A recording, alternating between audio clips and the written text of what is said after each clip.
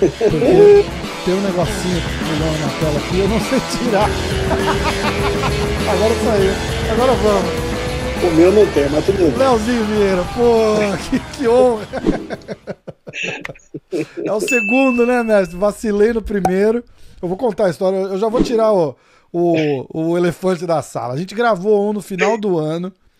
Massa pra caramba, porra, obrigado, não sei o que lá. Você fez umas revelações que ia competir no triatlon e tal. Era triatlon, né? Era. É, e deu um pau no meu computador. A galera que escuta o podcast já sabe da história do computador, porque eu já reclamei em vários episódios disso, né? Deu um pau no meu computador, perdi o episódio. Aí a gente foi falando e vamos marcar, você tava viajando, aí eu viajei, não sei o que lá. Voltamos, estamos aqui. Tudo bom, mestre? Tudo bom, tudo ótimo. Como é que esse... O bom de ter isso ter acontecido é que várias coisas que eu falei que eu me arrependi depois dessas revelações, agora eu tenho a chance de refazer. Tá certo. Muito bom. Vamos lá, como é que tá? Já que eu já dei a letra do triatlo, então como é que tá a parada de triatlo? Tá fazendo ainda, competindo, já mudou de ideia? Qual é que tá? Essa era uma das coisas que a gente podia pular, né? Já começamos bem, então, né? Não, mas ficou na geladeira um pouco, mas não parou não. Na verdade, tá saindo agora, acabei de tirar do freezer. Mas foi uma coisa que aconteceu durante a pandemia. Eu queria colocar energia numa coisa, eu queria estar fazendo uma coisa que, entendeu? Que eu acho assim, a gente é atleta e depois professor, a gente vai ficando viciado em adrenalina e conquista. Sim. Adrenalina e conquista. Objetivar e conquistar, objetivar e conquistar. E você, como atleta, você objetiva e conquista campeonatos, você tem aquela drena ali descarregada, você tem aquela emoção, e aí depois, pum, acaba, zero. Segunda-feira acabou, vai treinar de novo para competir, subir no pódio de novo. Então você tende a se viciar nisso, né? Então quando você para de competir, se você não encontrar, você precisa encontrar alguma coisa que te dê aquela sensação, se você não para nunca, não sabe quando parar, você sabe fazer essa transição. E eu soube fazer muito bem, de atleta para competidor. Perdão, de competidor para professor. A mesma emoção, gratidão, alegria que eu tinha como conquista de campeonato, eu comecei a ter treinando atletas. E hoje eu tive na outra transição como sair um pouco de treinar atletas, apesar de continuar treinando atletas, mas também ajudar as pessoas a empreender, a montar academia, a ter performance como academia e mudar a vida deles. Mas durante a pandemia travou tudo. E por mais que você tenha os recursos da rede social, de se comunicar com as pessoas, você fica com aquela energia acumulada e você precisa botar em alguma coisa. Numa brincadeira com amigos, rolou esse desafio eu falei que eu tinha vontade de fazer, era um sonho meu, porque um professor meu fez, Jacaré fez, e era uma vontade minha que eu tinha de fazer. E aí os caras falaram que nada, meu irmão, você não tem corpo nenhum de... Aí cutucou, né? Mas eu nunca tive nem corpo para ser lutador, eu não tenho orelha estourada, eu não tive nem cara de lutador. Se for por isso, não era para me ser nada, entendeu? Tu pensar assim, né?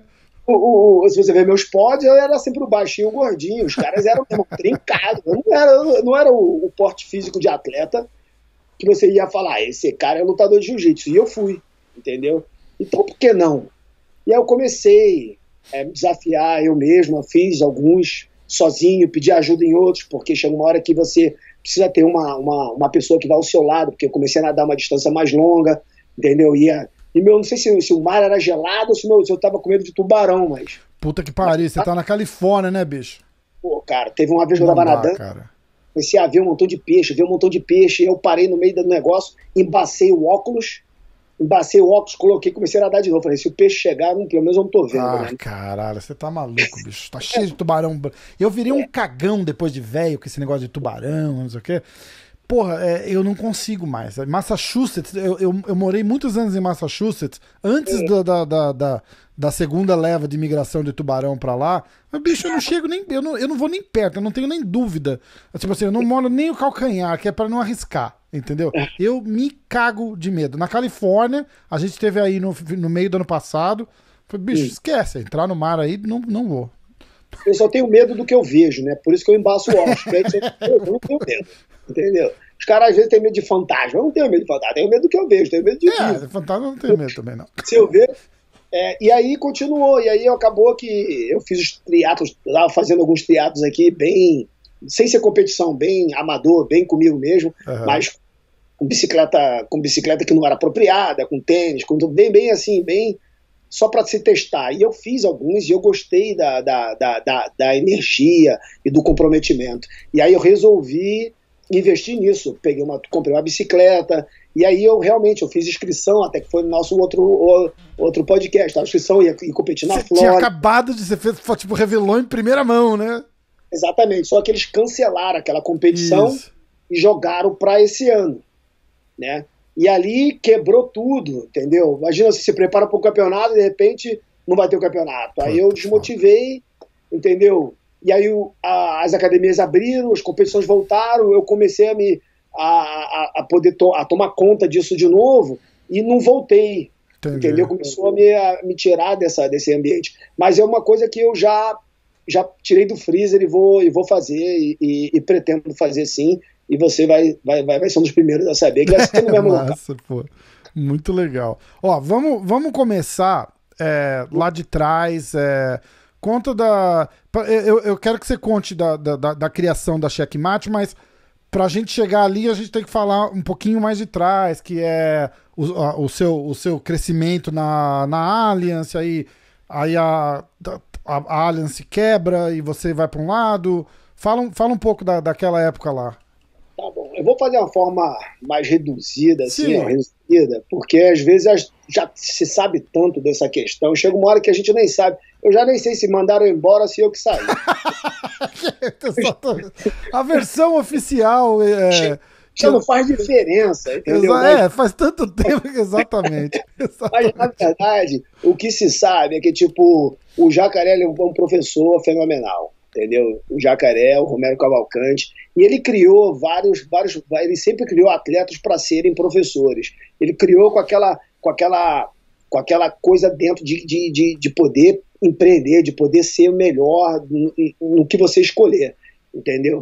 Então, tipo, quando eu cresci, quando eu peguei a maioridade, quando eu comecei a me graduar, eu treinava com o Jacaré desde os 7, 8 anos de idade, eu e meus irmãos. Entendeu? E a jiu-jitsu era a educação que meus pais utilizavam para me ajudar, para poder educar 3 crianças dentro de um filho de porteiro, dentro de um quarto e sala, entendeu? A maneira de segurar esses moleques era mesmo jiu-jitsu. Então foi parte da nossa educação, entendeu? A academia era uma extensão da nossa casa, o Jacaré era um segundo pai ali pra gente, nos dando, abrindo outros caminhos pra gente, entendeu? Para mim e para meus irmãos. E foi o que realmente de fato aconteceu. Eu tive algumas mudanças assim durante essa transição, que era o jiu-jitsu infantil, que era um jiu-jitsu legal, assim, era uma divisão de criança. Aí depois teve um clique que o jiu-jitsu virou um hobby. Eu já tinha 16 anos, assim, virou um hobby. Competir, viajar, treinar, competir, um hobby. Aí depois teve um clique que foi, não, meu irmão, é competição, o negócio é sério. Aí virou performance. Entendeu? Um comprometimento, disciplina, entendeu? E um outro clique depois que foi, não, é um estilo de vida de trabalho, é trabalho, é o meu futuro. Então tiveram alguns fases, cliques, né? Exatamente. E com isso, eu na faixa marrom, o Jacaré tinha se mudado para Atlanta, eu já estava tomando conta junto com o irmão do Fábio Gurgel lá, no Rio de Janeiro. Eu pego a preta, o Fábio me convida para São Paulo, eu vou para São Paulo, entendeu? E aí a minha carreira de atleta tá no início da faixa preta, e eu começo a aprender muito com o Fábio na questão de empreender, entendeu? O Fábio, ele vem de uma escola, de uma preocupação bem nessa questão. Então eu acabei conciliando muito a parte de relacionamento e emoção do Jacaré, com a convivência com o Jacaré, de aprender a lidar com o aluno, entendeu? E cheguei lá uma parte bem profissional de empreender com o Fábio, entendeu? Então depois de alguns anos a gente começou a ter umas diferentes ideias, e o jiu-jitsu teve um boom de profissionalizar algumas outras federações, pagando dinheiro, entendeu? Eventos pagando dinheiro. E ali a Aliança tomou uma postura, alguns professores tomaram outra, começou a ter algumas desavenças de diferença de ideias, entendeu? E foi nesse meio todo, foi que, como eu falei que eu não sei se eu saí ou se eu fui mandado embora, porque eu também fazia faculdade, entendeu? Uhum. Então, tempo nessa divisão, eu estava me formando em fisioterapia, eu trabalhava com jiu-jitsu, dando aula, eu tinha a minha academia e eu cuidava de atletas, além de eu também competir. Então eu era competidor de performance, eu estava competindo no Abu Dhabi, estava competindo de kimono, eu estava treinando atletas de alta performance, eu estava me formando na faculdade, entendeu? E eu era um dos maiores provedores assim para ajudar minha família. Além do meu pai, eu sou o filho mais velho e eu tinha essa responsabilidade de ajudar. O meu irmão morava comigo, né? E ele fazia faculdade também, então eu era um alicerce da minha família. Então eu não me dava muito luxo de errar nas decisões. Eu tinha uma vida muito disciplinada que era para poder realmente fazer isso. E foi o que aconteceu. E ali, nessa confusão toda, eu sei que eu já tinha minha própria academia, e aí por essas divergências, a gente saiu da aliança. O que se fala é que era aquela parada do campeonato, né? Tipo, tinha um campeonato novo, o Comitê Olímpico de Jiu-Jitsu, alguma coisa assim, e eles iam dar uma premiação em grana, né? E o pessoal quis ir participar, alguma coisa assim, não era isso? Os atletas sonhavam em poder lutar sendo remunerado. Sim. Né? Eles sonhavam em poder lutar ganhando dinheiro. Só que a federação ela não fazia isso ser possível. Então existiam as superlutas, mas existia também apareceu essa federação olímpica, que ela veio com a proposta de pagar os campeonatos. Entendeu? Independente se existia um ego, uma briga de federação, entendeu? Existia uma proposta real para quem era atleta de poder se profissionalizar do esporte, o que era o mais importante. Era o que a gente queria, né? Com certeza. A gente ainda fala, sempre comparando as fases, né? Foi tipo, imagina vocês naquela época, hoje, competindo aqui, você tá todo milionário, porra. Entendeu? Porque com tudo isso, seria. Porra, tem tanto dinheiro hoje com super luta, com luta casada, não sei o quê, que os caras tem cara que nem compete no IBJJF. Não tô cagando no IBJJF, porra, é uma honra. Acho que é maior ganhar a medalha de ouro do campeonato mundial, faixa preta e tal. Mas tem cara que nem liga pra isso, os caras falam, porra, vou lá me fuder uma semana pra ganhar uma medalha e vou fazer 3 lutas casadas aqui e enfiar $100 mil no bolso? Porra. Não, hoje o jiu-jitsu ele abriu, né? Ele possibilita isso, você viver do esporte com kimono, sem kimono, só de luta casada, ou de eventos regulados pelas federações. Você pode viver da indústria que o jiu-jitsu movimenta, que é uniformes, roupas, empreendedorismo, academias, ser dono de academia e nem sequer ter treinado jiu-jitsu. Então existe vários mercados, várias coisas, realidade hoje em dia que não era naquela época. A sua época o caminho era ganhar o Mundial para ganhar um nome na comunidade e abrir uma escola para fazer dinheiro, né? Ou ir pro MMA depois, né? Depois de um tempo, ou ir lutar. As primeiras migrações para o MMA eram pessoas que não se destacavam tanto no esporte de kimono, e aí começaram a migrar, seja para os Estados Unidos para poder dar aula, seja para outros esportes como MMA, e aí se destacaram naqueles esportes, se destacaram aqui nos Estados Unidos, e aí os caras que também se destacavam no jiu-jitsu, no esporte, no esportivo, falaram, caramba, existe um mercado lá, eu vou para lá, ou também vou lutar isso. E na verdade, e aí mostrou que também, e o bacana foi que mostrou também que você pode ser ter muita performance em um tipo de luta e você não vai ter na outra. Sim. Entendeu? Agora, assim como você também pode, o seu sucesso em empreender e na academia não está relacionado à sua competição. E vice-versa, né? O campeão não necessariamente é um bom professor. Exatamente. Então, esse mundo foi se redescobrindo, ele foi se ajustando, entendeu? E eu acho que foi uma fase muito importante para todo mundo, para as pessoas poderem perceber que tem mercado para todo mundo, entendeu? Existe oportunidade para todos, entendeu? E você pode se especializar e usar da ferramenta do jiu-jitsu em diferentes plataformas aí de uso. Com certeza. Aí rola o racha justamente por isso, e você vai e monta uma academia do seu irmão, né? A gente monta uma Abrasa, porque são todos aqueles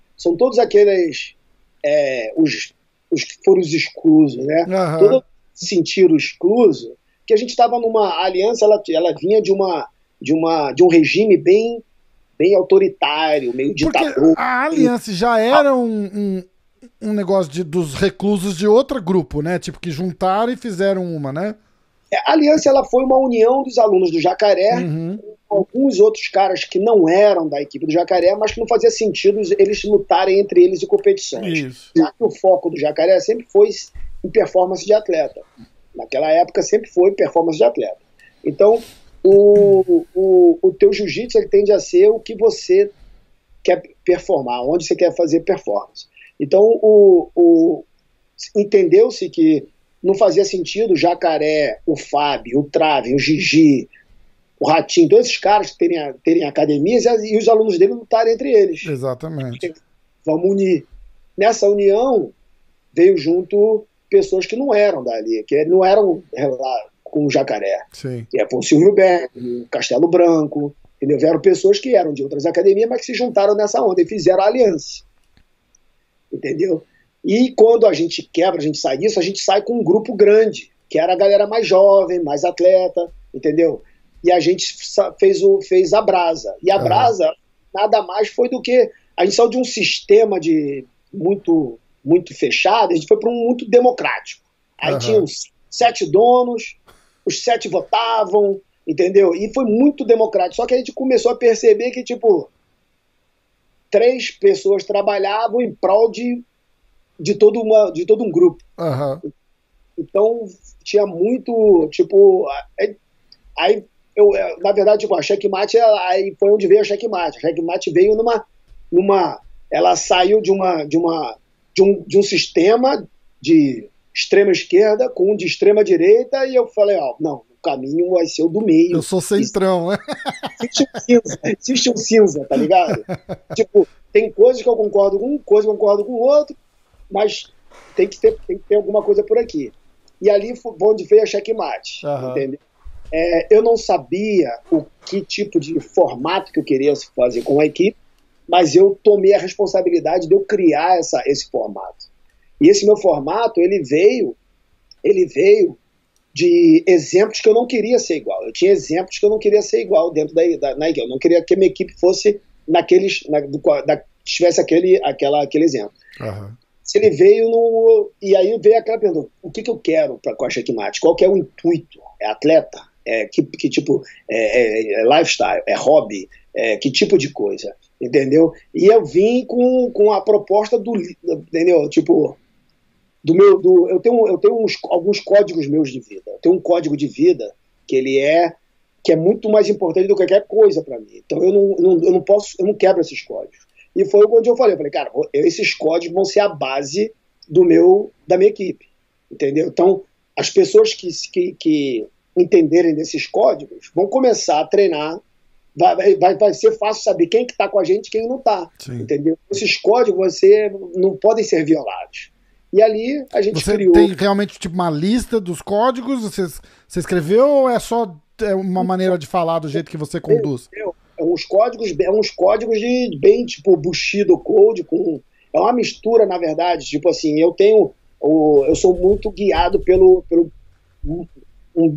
a Bíblia. Eu acho que a Bíblia é um manual de vida que às vezes a gente não percebe o quanto que ela tem lições de vida ali, entendeu? Então é o meu manual de vida. Acho que em decisões minhas, em tudo que eu tenho que decidir, eu consigo achar dentro daquela literatura ali, eu acho personagens, pessoas que viveram muito parecido, que tomaram as decisões e o que aconteceram.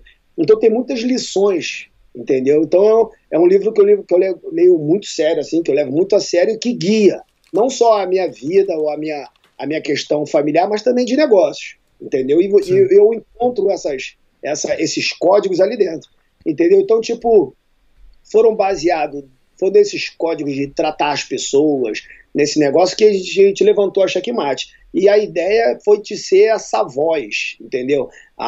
De ser essa voz de igualdade, essa voz de liberdade que a gente não estava tendo naquela época, entendeu? Então, e hoje em dia, essa cultura de honra, de taxar as pessoas de creonte, de falar disso, de usar da lealdade ou da honra da pessoa para você poder prender a pessoa na sua equipe, para você mandar embora, para você poder segurar a filiação, para você segurar as pessoas, as equipes usam muito isso e usavam muito mais antes, entendeu? Então eles usavam dessa cultura de honra para poder controlar as pessoas. Sim. E quando a gente saiu desse negócio, a proposta da Checkmate foi poder abrir os olhos, mostrar a verdade para as pessoas, fazer o professor ser professor, ele ter a autoridade, o direito e exercer o papel do que é ser um professor, o que é ser faixa preta, o que é ser professor, o que é ser atleta. Aí você tomar as decisões que cabem a você, não só o time.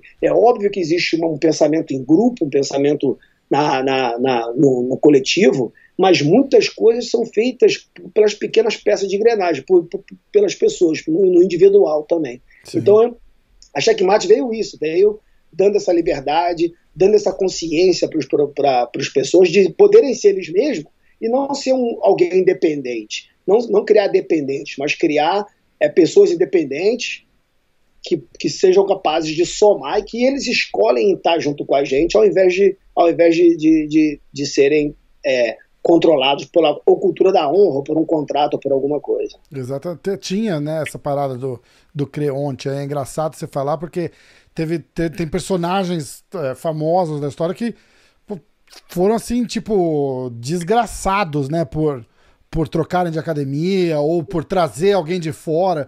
Eu tive acho que foi o Dedé Pederneiras, eu não lembro quem que foi, que começou a treinar uns caras de fora, e aí a comunidade se revoltou contra o cara. Você está ensinando a nossa arte para esses caras. Tipo, hoje é até cômico, né? Mas na época era um negócio seríssimo, né? Não se fazia, né? Tipo, cara... Não, a gente era treinado para poder odiar eu odiava os outros caras que não eram aliança na época da aliança. Foda. Eu era educado para poder, meu irmão, odiar quem fosse o outro cara que fosse lutar comigo. Entendeu? Agora, dentro da comunidade de justiça, a gente também se defendia. Era que nem briga de irmão. Eu posso brigar com meu irmão, mas ninguém pode tocar no meu irmão. Exatamente. Jiu-jitsu era assim. Eu era criado para odiar os caras da Grace, os caras do Carson, o pessoal da Nova União. Mas quando era jiu-jitsu e luta livre, alguma outra, não, meu irmão. Jiu-jitsu. Aqui não, exatamente, muito bom. Né? Não, só eu posso falar mal deles, entendeu? Mas essa era a educação que naquela época se procurava, entendeu? Só que o esporte hoje em dia, ele virou esporte, né? Então ele virou uma ferramenta muito grande, as pessoas vivem muito bem do esporte, entendeu? E obviamente a gente teve que ficar se atualizando, botar regras, viver anualmente essa adaptação, né? Para poder se sobreviver, não só sobreviver, mas também viver, né, do esporte. Exatamente. Em que ponto entra Bochecha, Michele Nicolini, Lucas Leite?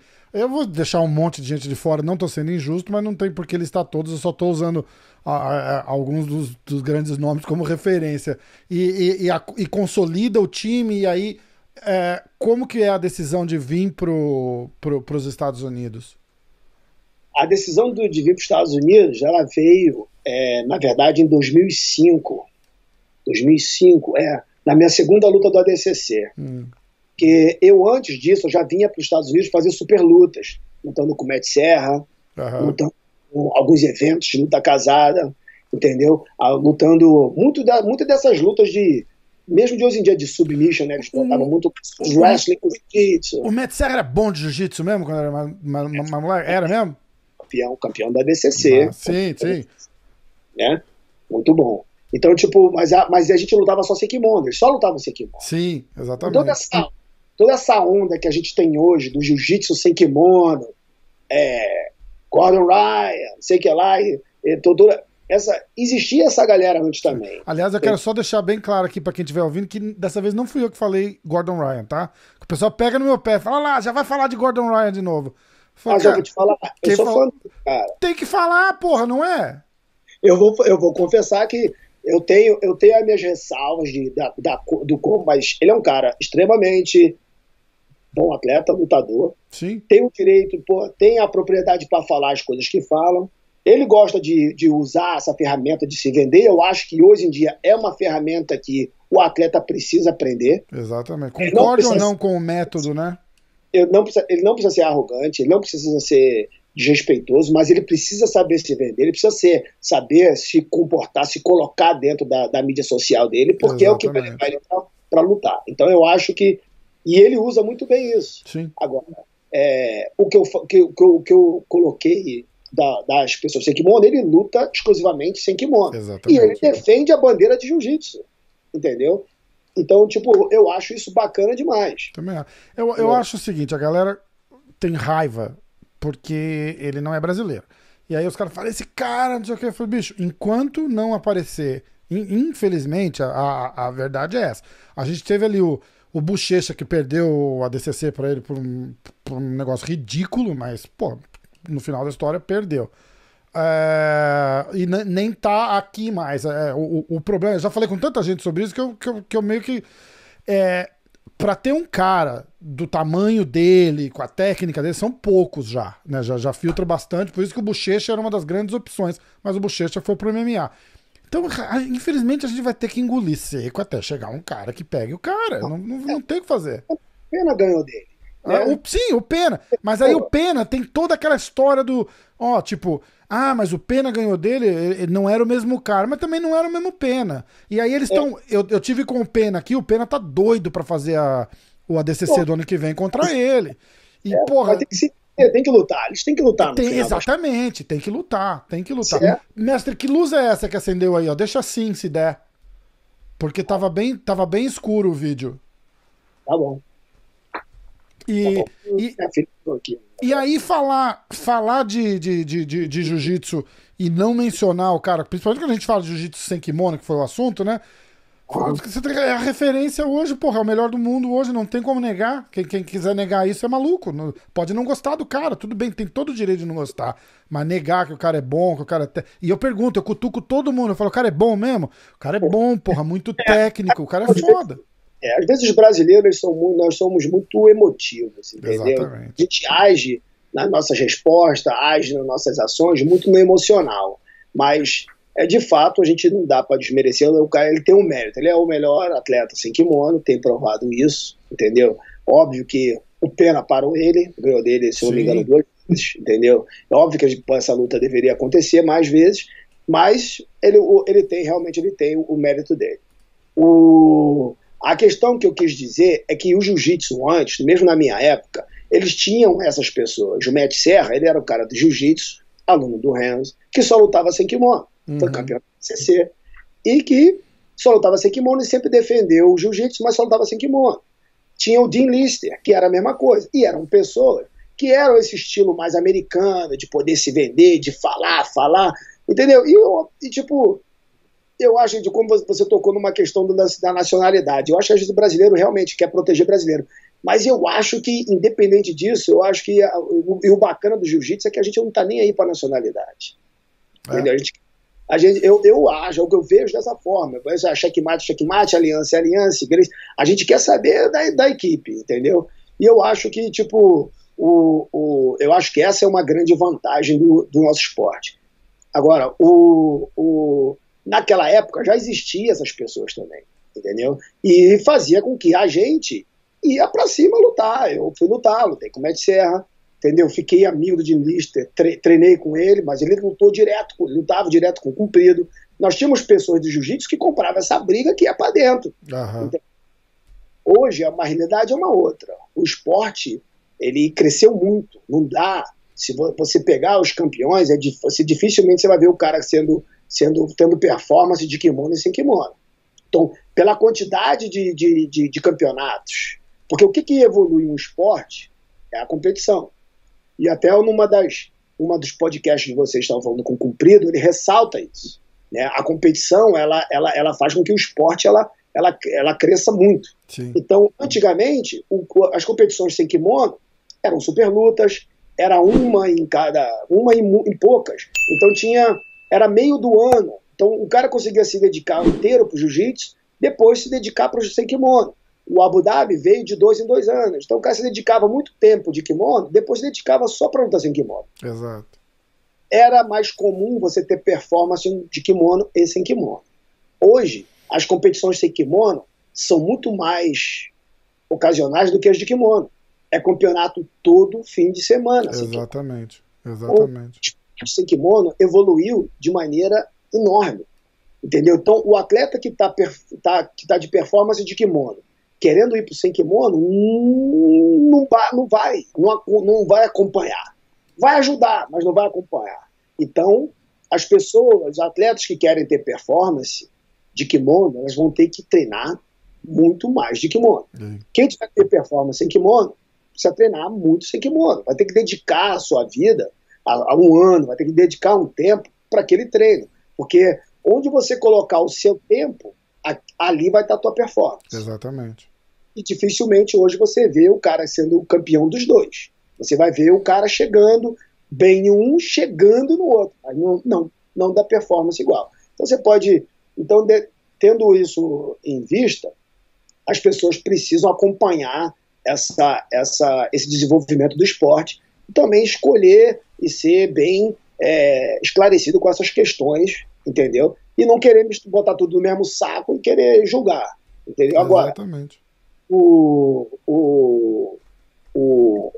E ainda bem que o esporte, o jiu-jitsu, ele proporciona isso, né? Nós estamos, entendeu? Esses vários braços, né? Seja de competitivos, entendeu? E como, entendeu? De maneiras diferentes de você competir, seja sendo campeão pela federação e abrindo portas como o jiu-jitsu esportivo, poucos campeonatos pagam dinheiro, mas você ganha um status de campeão mundial. Exato. Que é muito difícil, entendeu? E isso ali te abre patrocínios, viagens, seminários, entendeu? E um outro mercado que é para o sem kimono, entendeu? Que é o grande campeão vindo fazer uma super luta e tal, né? Exatamente. Hoje eu acho que tipo, esse próprio estilo de vida competitivo, ela mudou um pouco, ela mudou bastante a cronologia do atleta, assim, tipo, conforme ele vai se desenvolvendo, o que ele deve colocando em ênfase. Vou lutar só de kimono, vou lutar só sem kimono, vou treinar isso aqui, depois vou pro MMA. Então hoje em dia existe essa quantidade de competições, ela mudou muito a história de cronologia do atleta. Sim. Desde ele fazer só performance de kimono e depois migrar para MMA, ou sem kimono, depois migrar, existe uma maneira dele poder usar, principalmente nas faixas mais baixas, de azul a marrom, você tem a oportunidade de estar lutando com preta, com alto nível, lutando sem kimono. Imagina a quantidade de experiência que você adquire. Então, se você é menos graduado, se você competir mais sem kimono, você vai fazer muitas competições valendo dinheiro, você vai estar lutando com atletas que têm muita performance de kimono, e o sem kimono ele nivela ali, ele dá uma nivelada. Então você consegue criar teu nome. Se você é menos graduado e for para as competições da IBJJF, você vai à mercê de estar lutando Open, PAN, Mundial, mas pagando para lutar. Exatamente. Você vai lutar profissional a partir da faixa azul, lutando contra a faixa preta. Então, dependente do background. Pega aquele moleque, o Nick Rod aqui, que foi para segundo lugar na DCC e era faixa roxa.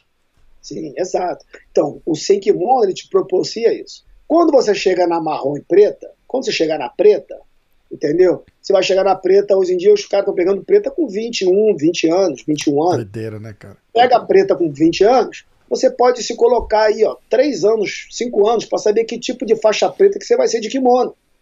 Porque agora não, porque o de kimono ele é bem taxado da categoria. Então você vai lutar só com quem é faixa preta, campeão mundial. Aí você vai lá e luta. Entendeu? Aí depois você ainda tem, quando você tiver com 25 anos, você ainda pode se dar o luxo de pegar 5 anos de MMA. Porque você já lutou de kimono. já tem um background enorme sem kimono. Nesse meio tempo de kimono, você pode estar fazendo uns strike. Então, depois, com de 25 tá entrando no prime ali com 25 anos. Você vai estar no auge da sua idade, com performance para lutar no MMA. Luta, cinturão, faz algumas defesas, se aposenta, volta pro jiu-jitsu, porque o jiu-jitsu, ele dentro dessas duas lutas, o no-gi não proporciona isso. Mas o jiu-jitsu, ele proporciona você ter uma longa vida em competição. Você vai poder competir com 50, 60 anos, você vai estar competindo, entendeu? E de uma maneira bem saudável. O no-gi, você vai ter uma fase mais de mais performance, que é mais novo. Você vai estar com o teu corpo muito destruído. Assim como MMA também. Sim.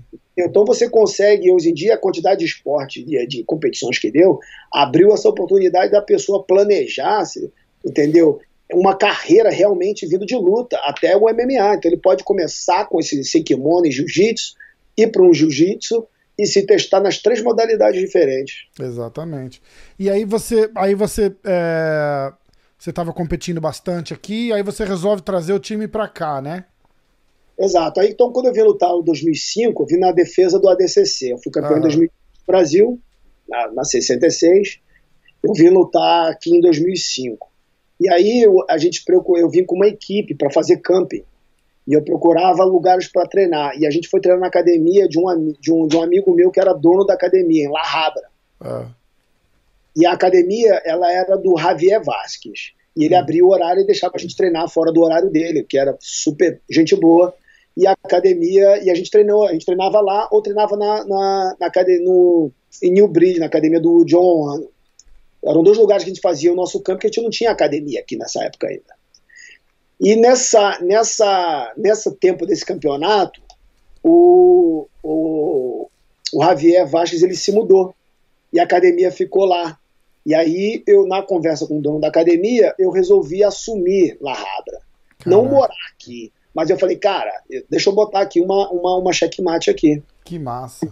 Aí eu abri a checkmate lá, fiquei pelo tempo da minha viagem, que estava de camp, entendeu? Fiquei alguns meses, organizei a academia, voltei para o Brasil e mandei o meu irmão vir para cá. Aí o meu irmão veio para cá, começou a se estabelecer, recebeu uma proposta para dar aula em Long Beach, e aí abriu a oportunidade do Pancho ficar na academia de La Habra.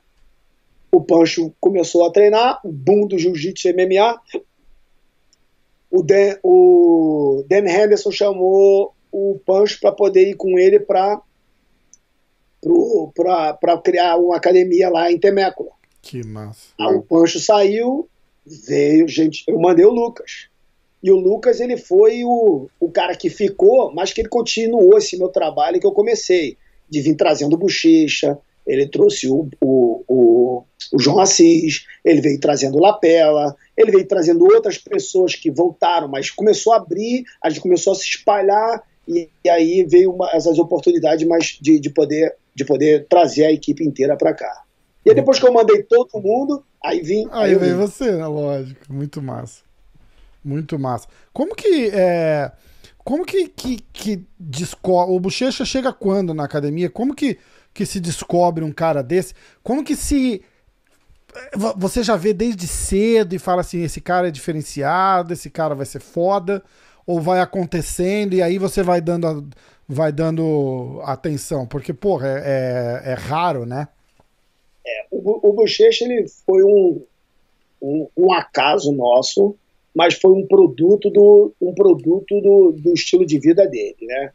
Então, ele teve o seu começo lá em Santos, e ali ele migrou de uma academia para outra, de outra para outra, mas sempre querendo ter performance em competição. Uhum. Então, aí ele, mudando de uma academia para outra, ele terminou no Cavaca, aí ele veio para a gente, aí ele veio para cá para os Estados Unidos, com o Lucas, e depois comigo. Então, ele foi tipo esse talento que a gente se encontra, né? Tipo, aí a pergunta que a gente vai fazer é, tipo, como que aconteceu? Como é que a gente produz um Bochecha? Porque a gente não quer ficar à mercê desses talentos que aparecem, a gente quer produzir outros, né? Exatamente. Então veio uma pesquisa minha, nossa, de poder, vamos traçar um perfil de comportamento e técnico de treino. Que legal. Do Bochecha. Então eu fiz algumas entrevistas com ele para saber traçar esse perfil todo emocional, técnico, de treino, e de como começou, até onde que teve esses cliques que eu te falei de mim, de quando que o esporte deixou de ser hobby, virou isso. Exatamente. Virou... Porque então, às vezes uma coisinha besta te muda o rumo quando você é moleque ali e sabe Deus quantos Bochecha não são advogado, professor, porque... E foi o que aconteceu, Rafael, porque quando eu vendo a história dele, aí essa parte de maturidade, de você e seriedade, que o esporte ela vai ganhando essa maturidade, foi muito semelhante à minha. Aí eu conversando com outros caras Lucas, outros caras que tiveram performance, existia um equilíbrio entre as pessoas que tinham performance e das pessoas que não têm performance. Então existia um equilíbrio de maturidade do esporte para ele. E isso me chamou a atenção. Então a maneira que a gente se distribui hoje dentro da Checkmate, a gente tenta colocar esse esporte a longo prazo. Então a gente, desde a criança que treina no jiu-jitsu, a gente treina com os objetivos do jiu-jitsu naquela idade é diferente dos objetivos que a gente vai ter na adolescência, Sim. Diferente no jovem adulto e diferente mais tarde. Então ele vai tendo objetivos que vão dar maturidade não só física e técnica, mas também uma maturidade emocional, de lidar com emoção, de lidar com o pensamento e a parte mental, entendeu? Então essas entrevistas serviram para poder montar um tipo de perfil de comportamento da maneira que a gente apresenta o esporte para as crianças e a que nível, quando que as crianças vão amadurecendo a parte física deles, também a parte mental, a gente vai colocando outras responsabilidades e outros objetivos para esses adolescentes. E ali a gente vem colhido atletas que vêm se destacando bastante numa geração que a gente vai vendo depois, né? Entendi. E é bem bacana, mas é bem bacana esse estudo que eu fiz. É genial, né? Porque, porra, você pega um esporte igual futebol, por exemplo, os caras fazem isso há muitos anos, né? De ter peneiro, olheiro, os caras vão lá e falam, ó, aquele moleque parece ser bom, não sei o quê. A gente não tem isso no jiu-jitsu, né, porra? Você vai vendo assim, de repente o moleque tá ali, mora no interior do Pirará, treina na academia de uma porta e cabe 10 pessoas dentro, e o moleque ganhou 2, 3 mundial, e aí para, porque tem que estudar, fica longe e ninguém nem vê, né? O que puxou a minha atenção nisso foi porque eu queria estar podendo... Eu sou muito preocupado com a performance das pessoas que eu tomo conta. E eu não sou só professor, eu sou dono de equipe. Então, eu preciso que eles tenham performance como atleta, eu preciso ter uma plataforma que dê performance como professor, eu preciso ter uma plataforma que dê performance como dono de escolas, entendeu? E eu preciso ensinar isso para eles, para poder eles saberem como viver, de ter performance nessas áreas. Então, e essa questão de atleta é muito importante para a gente. Então, eu fui atrás de literaturas que não tinha no nosso esporte. A gente não tem, a gente tinha que olhar um outro esporte para saber o que eles estavam fazendo. E um estudo canadense sobre isso, sobre o desenvolvimento do treinamento a longo prazo. Então, foi um estudo no Canadá que eles fizeram, que eles não tinham performance em Olimpíadas. E eles falaram, por que a gente não tem? Eles começaram a fazer uma análise de como o esporte é apresentado. Eles fizeram uma proposta onde eles começaram a cuidar do treinamento físico das crianças, começar a identificar o tipo de biotipo e as características, desenvolver as crianças que têm mais habilidade, dependendo da habilidade dela, direcionar ela para esses tipos de esporte, entendeu? E dentro desses esportes, apresentar esse esporte de uma maneira que motive e que não frustre, e depois eles já começam a aprender essa frustração, e lá na frente a competição vira performance, e depois você tem também a adaptação, que é saindo da competição para a vida, para pegar o hobby de novo. Exatamente. Entendeu? Então eu li muito sobre isso, e eu trouxe a adaptação do jiu-jitsu para isso. Entendeu? Porque o bom é que o jiu-jitsu é uma ferramenta que ele é enorme, como eu te falei no início. Eu não tinha o biotipo dos atletas que eu lutava, mas eu tinha performance. Então, eu comecei a perceber que quando a criança ela desenvolve esses tipos de habilidades, entendeu? Essas diferentes habilidades você pode identificar para ser diferentes tipos de jogo no jiu-jitsu. Então, tem uns que vão ter muito mais equilíbrio, tem outros que vão ser muito mais flexível, tem outros que vão ser muito mais fortes, outros vão ser muito mais rápido. Então você vai ensinando o professor a ter essa sensibilidade de saber qual a habilidade física que aquela criança, aquele adolescente, que aquele atleta tem. E ensinar ele a saber usar aquilo como canal de pesquisa, para ele também se pesquisar o que é interessante para ele. Porque eu vou te falar, eu adoro ver o Bochecha lutar, eu adoraria poder usar os golpes do Bochecha, mas eu não tenho tamanho do peso do Bochecha. Exatamente. Nem se eu lutar com meu filho hoje em dia, o tamanho, entendeu?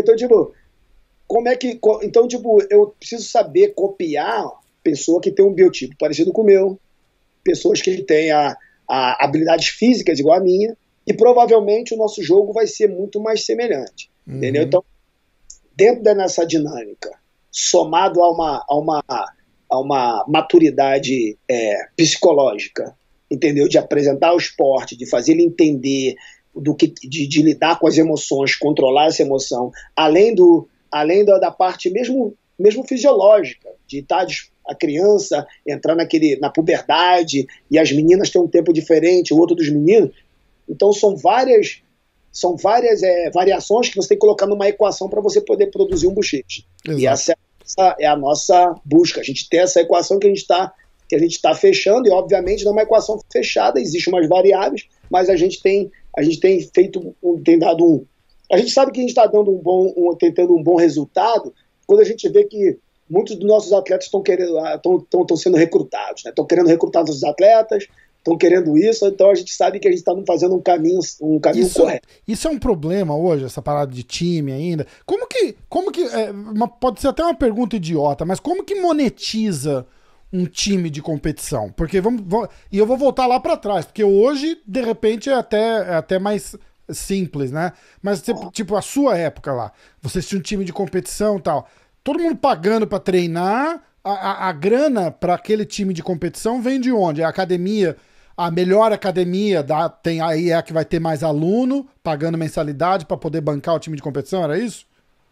Cara, na época que eu estava em São Paulo, em que eu treinei, entendeu? Que eu treinava esses atletas, eu passei por uma questão que eu não cobrava esses atletas, eu tinha um acordo com eles. Na verdade, eu abri, foi onde eu teve um boom de atletas, onde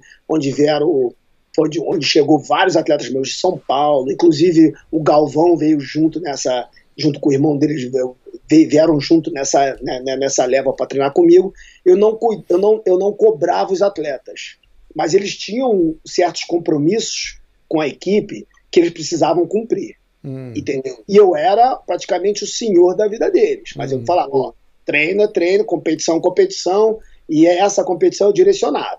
Mas eles também tinham a possibilidade de pagar a academia, entendeu? E ter o valor de não precisar fazer parte daquele grupo que eu precisava obter certas coisas. Entendi. Então era muito difícil de monetizar, na verdade. Era um grupo que precisava muito mais de ajuda. Eu ajudava muito mais. Era muito mais filantrópico, era muito mais eu doando do que... Então, mas aí o objetivo é, tipo, um cara que vem de fora, paga a mensalidade e fala, porra, eu treino lá na Checkmate. Exatamente. Porém, a monetização, ela vem no resultado do grupo. Entendi. Porque o grupo indo bem, eu conseguia monetizar na questão das pessoas virem treinar, Exato, das legal. pessoas apoiarem esse atleta, desses caras performarem em competições internacionais, entendeu? Começar a ganhar dinheiro, o que num acordo eu teria 10% da bolsa, eu acabava que nem pegava, porque eu sabia da realidade desses caras. Ainda mais naquela época, né, cara? Quase não tem bolsa, né? Eles me ligavam a cobrar, como é que eu ia tirar 10% de R$ 500? O cara me liga a cobrar para poder, entendeu? É foda. Então, tipo, era vários isso. Quando começou, mas era uma construção também muito de lealdade, era uma construção de amizade ali. E tanto que depois, quando a situação começou a melhorar para as pessoas e as equipes quebraram, eu pude perceber também quem foi que realmente ficou e quem saiu. Uhum. Então eu pude também perceber quem são aquelas pessoas que eu poderia contar, entendeu? Exato. Então, hoje em dia, essa parte é bem diferente, entendeu? Hoje em dia, a equipe, a gente tem acessos com uniformes, roupas, marcas, entendeu? Outras marcas de luta que patrocinam nossos atletas, que patrocinam a nós, para a gente poder dar de volta. A gente usa já as afiliações como uma autopromoção, a gente consegue capitalizar, monetizar recursos da equipe, sendo um grupo, seja com filiações ou com venda de uniformes, ou com parcerias, entendeu? Para poder monetizar e poder, entendeu, gastar com esses atletas, com essa galera que precisa ser explorado, criando campos, criando oportunidades de competição, criando alojamentos, entendeu? Para poder tirar essas pessoas que começam a se destacar numa região, ela ir para um lugar maior, e aí se destacando em um lugar maior, ela vai para um lugar internacional, ela se destacando, ela vai cada vez mais tendo mais benefícios mediante a sua disciplina e resultado. Exatamente, e é por isso que eu tava perguntando, né? Porque, pô, hoje eu até imagino um time de sucesso com a grana que tem por aí. Quando eu falo com a grana que tem por aí, a gente não tá falando que tá chovendo dinheiro na comunidade, mas comparando com 20 anos atrás, porra, hoje é uma maravilha, né? E era essa, a curiosidade era mesmo no passado, tipo, porra, você entra num time de competição que a gente sabe que o cara precisava de grana pra ir lutar, porque não ganha porra nenhuma, ganha só o status, né? Ficava assim, tipo, o time de competição pra levantar o nome do time pra vir aluno pagando pra dizer que treina lá, que é a parada legal. Ah, vou treinar onde treina o Léo Vieira, porra, que massa. Então, e nessa construção foi tipo, para você ter noção, né? Eu montei essa equipe, esse time, e eu não cobrei a academia dos atletas, mas eu tinha um cumprimento de um horário que eles eram obrigados a ir nesses horários, que obviamente era um horário que era totalmente anticomercial total, então eles tinham que cumprir esse horário. E eles tinham que tinha as obrigações de competições, de estar no campeonato, de lutar, de representar, que é onde a gente vai conseguir monetizar de volta para o time. Expor então, a marca, expor o time, né? Esse comprometimento com o time, né? Sim. E era muito importante para a gente. E naquela época, era tipo, eu coloquei muitos deles para lutar, treino sem kimono, era obrigação. Entendeu? Era obrigação treinar sem kimono. E nenhum deles treinava sem kimono. E não existia competições sem kimono. Só existia o ADCC. Entendeu? E, na verdade, muitos deles me perguntavam, pô, mas por que a gente luta sem kimono? Eu falei, cara, um dia isso aqui vai ficar grande. E quando ficar grande, vocês vão estar primeiro. E foi o que ocorreu. Que quando abriu o ADCC para poder ter seletivas, e abriu as competições de no-gi pela IBJJF e federações, a nossa academia, ela arrebentou. Que massa. O nosso campeonato que a gente foi lutar em 2005, 2007, eu no 66 fiquei em segundo lugar. No 77 a gente entrou com André Galvão e Pablo Popovich, fizeram segundo e terceiro. Perdão, primeiro e terceiro. Na categoria de cima, no 88, o Demian foi campeão. No 99, o Robert ficou em terceiro, segundo. E aí no absoluto o Robert foi campeão e o Galvão em terceiro. Uau. Então a gente medalhou todas as categorias. Demais, entendeu? Né? Então, tipo, mas foi resultado de uma visão, de uma disciplina que eles tiveram e que aconteceu. Infelizmente, foi pós estas competições que quebrou. A brasa. Quebrou a brasa. Foi porque, lembra que eu te falei, o grupo, ele precisava ajudar e manter o grupo. Então, a parte de... Houveram muito dinheiro, as partes das divisões foram controversas, e aí começaram ali, já estava para estourar, e ali deu essa estourada e começou as pessoas se dividirem. A galera já começa a ter um nome, ter sucesso, já fica mais complicado, né? Exatamente. Pô, é foda. Escuta, vamos falar um pouquinho de luta. Eu quero voltar na parada do Bochecha ainda, porque quando a gente gravou a primeira vez, ele tinha acabado de anunciar que ia pro MMA, lembra? Certo. Então a gente vai voltar para falar disso. Queria falar para você relembrar a tua luta com o Royler na final do Mundial, acho que foi em 99. Então, a luta com o Royler, cara, eu ia lutar de leve, eu sempre lutei na categoria até 7'3", leve. E aí, mas eu era um soldado, sempre fui um soldado, entendeu? É onde eu falo que a quebra, quando eu criei a Checkmate, eu queria criar soldados que aprendessem a ser generais, entendeu? Então eu era um soldado, e eu ia lutar na categoria leve até uma semana antes. Alguma coisa aconteceu nos bastidores que a ordem foi: Léo, você vai lutar de pena. E eu não entendi por quê. E soldado, você não tem que saber o porquê. A sua ordem é a ordem, entendeu? Acabou. E eu fui lutar de pena. Eu comecei a baixar peso. Cara, foi horrível. Bateu pena. Bati o pena pra lutar. Lutei bem, fiz a final com o Royler. E eu não me... Tipo, eu fiz o meu melhor, lutei. Eu gostaria de ter feito uma outra estratégia particular lá. Eu queria ter lutado por cima. Meus professores, meus coaches falaram: não, puxa pra guarda. Eles acharam que eu teria melhor desempenho se eu puxasse pra guarda. Fiquei preso no jogo, entendeu? E fiquei preso no jogo do Royler e perdi a luta. Eu queria ter feito uma luta diferente, eu queria poder fazer o que eu queria ter feito. Eu não fiz, entendeu? Mas foi uma luta importante, porque naquele momento eu aprendi que a decisão precisa estar no atleta, não só no professor. Eu acho que o coach ele tem como direcionar, mas o atleta ele precisa dar a decisão, porque ele vai ter que lidar com as consequências que acontecem. Exatamente. Entendeu? E os meus professores não participaram tanto da minha parte de treinamento, entendeu? Para poder tomar as decisões que foram tomadas. Sim. Então foi uma luta que me mostrou muito. Além do que, muitos falam: pô, Léo, você ficou meio apático e tal, não sei o quê. Eu falei: cara, eu tava lutando com o Royler. Se você olhar quem é o juiz, é o gordo. Entendeu? Os caras são... Tudo um carne, né? Porra. Eu já tinha um histórico de lutar só com o Royler e com o Feitosa. Eu tô lutando com os filhos do cara. Entendeu? Pagado, tem que ganhar bem, entendeu?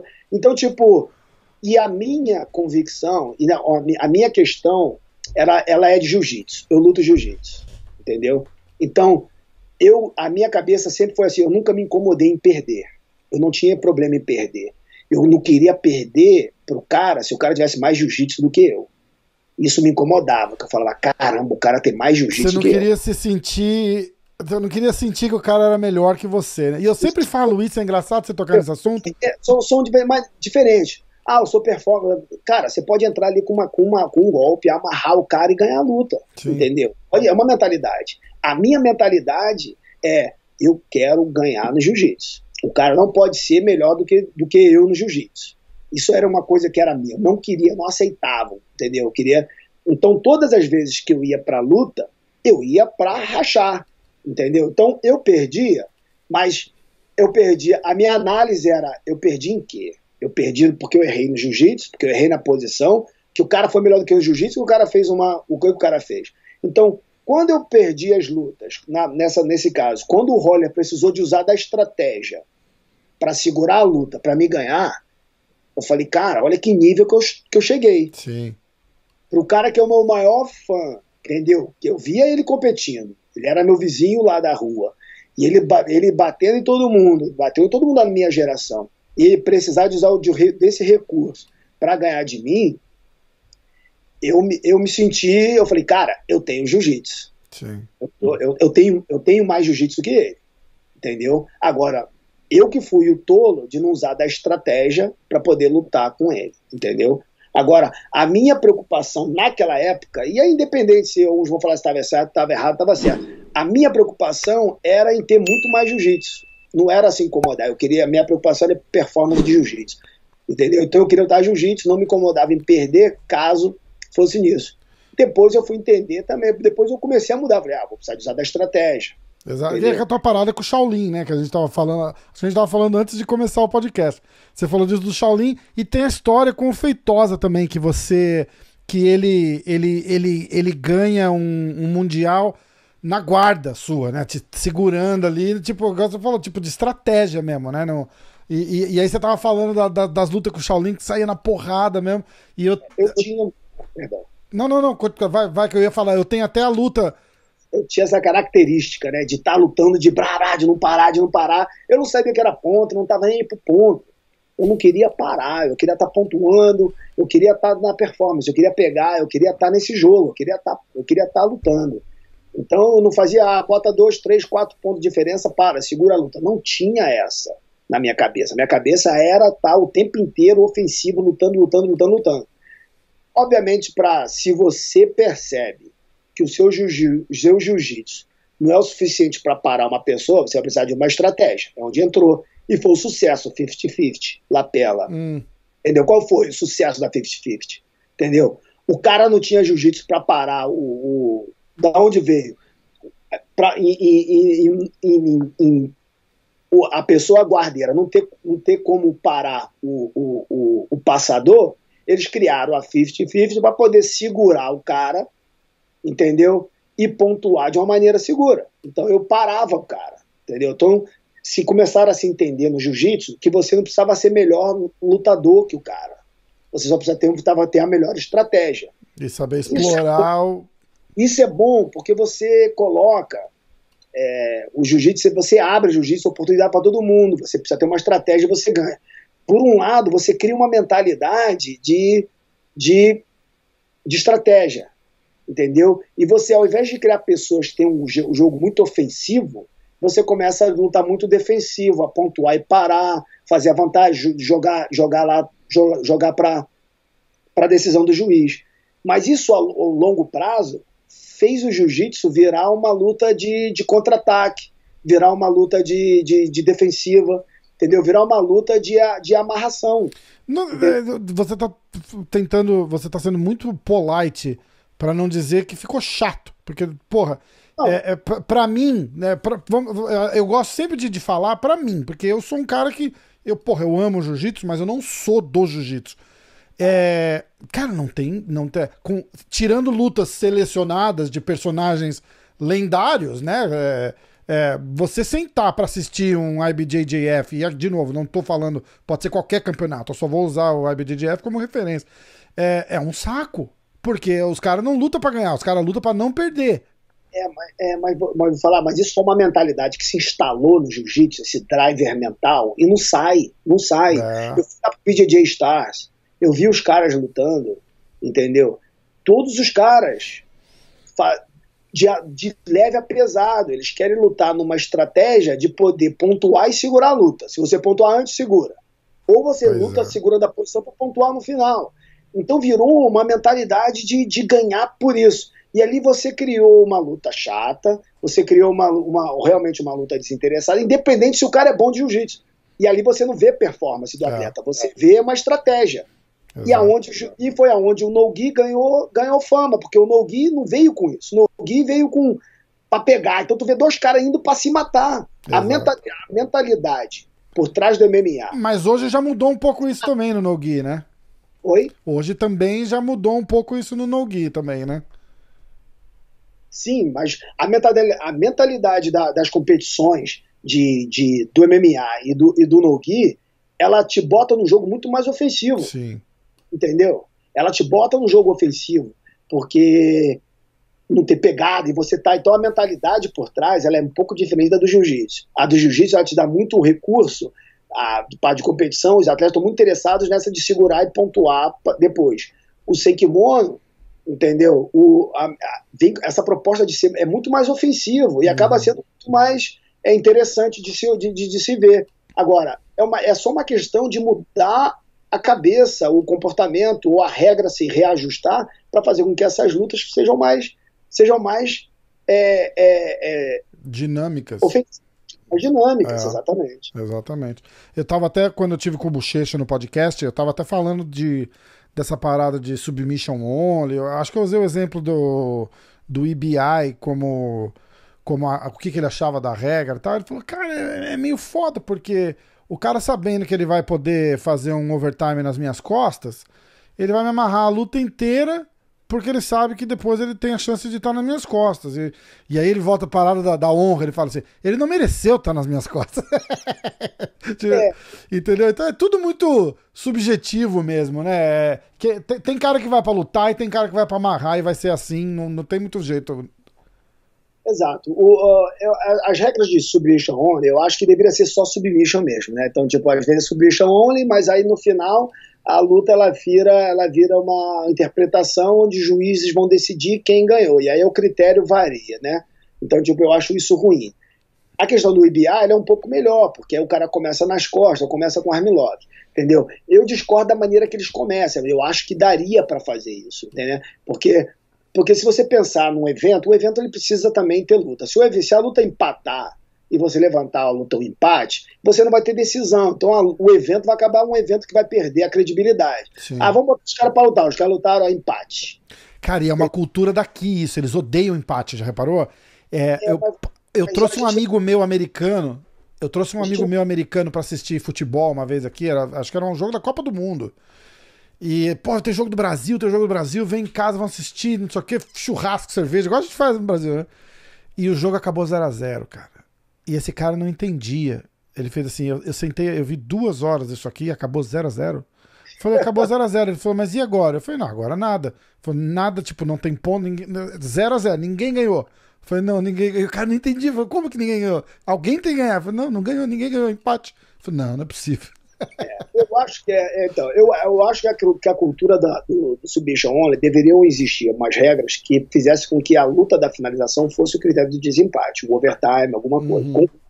Não a da pontuação, mas existem algumas maneiras de decidir. Eu só acho que a decisão não poderia ser pelo juiz e não poderia ser sem a finalização. Se é submission only, é only. Vai lutar 15 minutos. Em 15 minutos ninguém pegou, porque às vezes você bota um tempo curto, o cara fala, vou sobreviver. Agora tu mete 15 minutos, meu irmão. Pô, 15 minutos é foda. Isso é coisa, entendeu? Se você causa penalidades, entendeu? E essas penalidades podem ser fatores de critério do desempate, você não precisa nem ter finalização. O critério de desempate são as penalidades. Entendeu? Penalidade de amarração, penalidade em fugir da luta. Então, penalidade pode ser o processo de desempate do empate. Entendeu? Agora, não, vamos criar finalizações. Eu concordo, vamos fazer. As duas posições mais importantes do jiu-jitsu é montada e costas. Entendeu? Vamos jogar a moeda para cima e ver. E ali escolhe, entendeu? Ver a finalização mais rápida ou a escapada mais longa. Então, eu tenho alguns rabiscos de algumas coisas que eu gostaria de fazer, de alguma competição que eu gostaria de fazer minha. E eu tenho muita experiência competindo de kimono, muita experiência competindo sem kimono, inclusive o ADCC. Então, eu consigo visualizar de uma maneira que eu consigo fazer a esporte dinâmica, tendo ele como overtime finalizando ou não. Agora, eu acho que o poder da decisão tem que ser na mão dos atletas, não na mão de juízes que são todos ligados a alguma das equipes, juízes, ainda mais hoje em dia que estão começando a ter muitas apostas. Então você não pode dar o poder da decisão nos juízes. Para alguém escolher, né?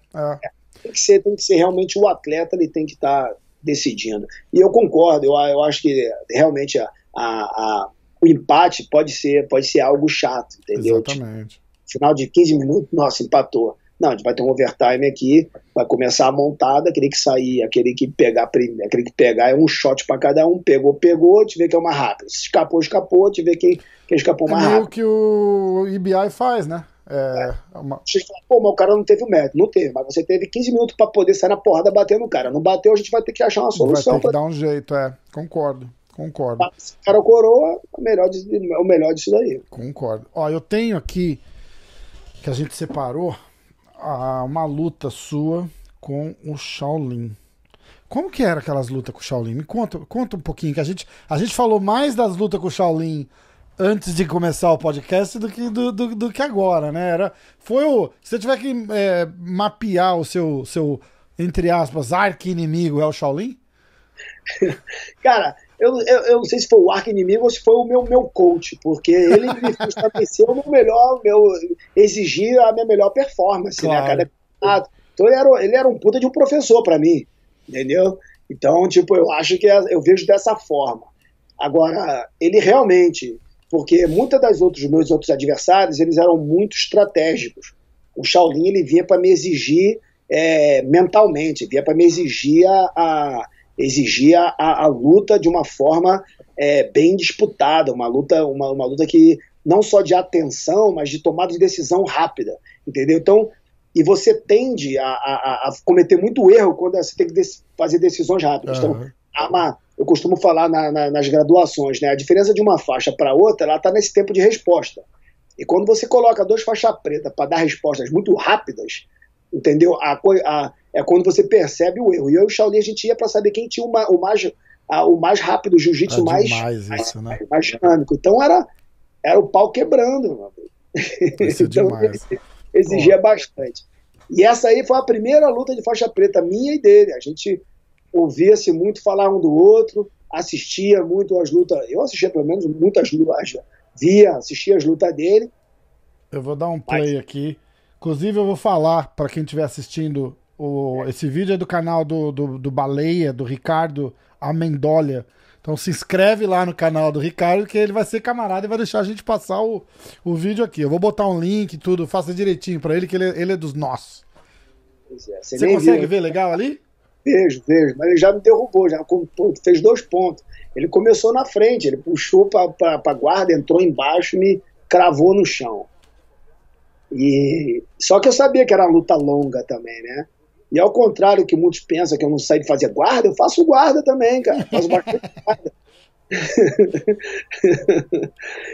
E a gente teve o início da luta, ela foi muito forte nos 2 lados. O Shaolin, ele entrou fazendo a clássica raspagem dele, entrou embaixo de mim, me jogou, tava com todos os domínios de guarda, mas eu era bem flexível também, tipo, e aí fui recuperando. Aí ele me puxou pra guarda, que ele me raspou uma vez, faz sentido, eu vou puxar, vou derrubar de novo, né? Uhum. Mas aí não, né, garotão? Toda hora não. Aí eu já me estabilizei, uma coisa do jiu-jitsu que é bacana é esse poder de leitura, né, cara? Você lê o atleta assim, rápido, entendeu? Então você já começa a identificar o que o cara quer fazer. Foi a primeira vez que você lutou com ele ou foi a primeira vez na faixa preta? Primeira vez na faixa preta, primeira vez lutando com ele. Ah, tá. Foi a nossa estreia de preta. E essa foi a intensidade, foi de luta que você vê a intensidade de hoje. A luta foi, meu irmão, os 2 querendo realmente ganhar, entendeu? Era ataque sobre contra-ataque, não existia defesa, só existia contra-ataque. E eu sempre tive um equilíbrio muito bom, cara. Acho que meu pé sempre foi muito grande pro meu tamanho, sabe? Então me ajudava bastante assim, nessas questões de derrubar. Mas você vê que ele atacando por cima, eu atacando por baixo, aí eu vou conseguir fazer a passagem. Eu vou para as costas. Caraca. A gangue do Castelinho lá atrás, lá que eu te falei, da turma que fazia os vídeos, tá ali, ó. Tô vendo. Fazendo barulho ali, a minha gangue. Caraca. Aí eu passei, virei a luta. Ih, caraca, os caras... Não, eu vou Eu ia reclamar, mas, pô, é Ed pro Ricardo, né? Ricardo, desculpa. E aí foi, né? Aí eu vim, passei, eu entrei na posição encaixando o Kimura, e eu até fiquei. Pra tu ter ideia como passa as coisas na cabeça, né? Encaixei o Kimura, fui pra pegar, eu falei, nossa, cara, se eu pegar esse cara aqui, os caras vão falar que eu dei sorte. Eu falei, pô, quero lutar mais com ele, não quero só ganhar de sorte. Eu vou falar que eu passei, peguei e dei sorte. Eu não quero ter dado sorte, eu quero acabar com a luta, quero poder mostrar que eu sou melhor de ganhar do cara no jiu-jitsu, foda, como né? passa na cabeça, né, cara? Muito Entendeu? Esses louco foram os isso. pensamentos que eu falei, nossa, eu vou pegar aqui e vai acabar a luta. Mas a gente estava vindo o Shaolin lutava muito faixa marrom, peso absoluto, e ele batia em todo mundo, cara. O Rickson Gracie, ele tinha acabado de lutar, antes dessa luta, ele tinha acabado de lutar no Pan-Americano nos Estados Unidos, e o Rickson tinha elogiado muito ele numa revista que tinha acabado de sair, falando sobre o nível técnico dele, falando sobre como a diferença dele em frente aos outros atletas, entendeu? E obviamente jogou uma pressão em cima de mim enorme, porque o Rickson nunca tinha falado de mim. Exatamente. Mas tipo, eu também sempre fui muito esclarecido com essa questão de querer lutar com os melhores, de querer fazer diferente, de querer, tipo, provar para mim mesmo que eu era capaz. Então, quando eu tomava umas negativas, entendeu? Umas observações negativas, não é que eu queria provar para eles, eu queria provar para mim mesmo. Então, o meu jogo ia para 100 pontos, nem sei quanto ponto tá, mas eu ia para finalizar, eu ia para poder decidir a luta. Agora, o Shaolin mostrou uma resiliência enorme nessa luta, viu? Porque foi, não sei se foi 15 minutos ou 20 minutos, mas foi de pressão para durar entendeu? Alguém por cima de você, movimentando da maneira que eu movimentava. Ele segurou muito. E demais, né? Indo pra cima o tempo todo sem parar, né? Isso que é. Entendeu? Era mais ou menos o que eu tava falando, entendeu? Porra, você pegar um campeonato com 20 lutas dessa, porra, você senta ali o dia inteiro, legal pra caramba, né? Não, porque geralmente a gente senta naquele joelho cruzado ali, meu amigo, fica ali 5 minutos. Exatamente. Agora ali não, eu sentava ali, eu já tava saindo, eu meti o joelho na barriga ali, ó, já pra pontuar, já vou pra montada, meto o joelho cruzado, eu passei, já tô botando o joelho, eu cruzo o joelho pra ir pro outro lado, volto pra guarda, entendeu? E o Jacaré ficava doido comigo, ele falava, Léo, você não sabe onde parar, cara, você é igual um louco, pô, para. Aí eu vejo uns atletas hoje meus lutando, eu fico agoniado também, que eu falo, caramba, cara, para, pelo amor de Deus. Foda, né? Mas você vê tanta coisa acontecendo, tantas possibilidades acontecendo ali, que você fala, bicho, escolhe uma, né? Não, porque às vezes eu vou para as posições, você acaba deixando de ter ponto, porque você está indo para decidir, você vai para finalizar, você perde o tempo da pontuação, né?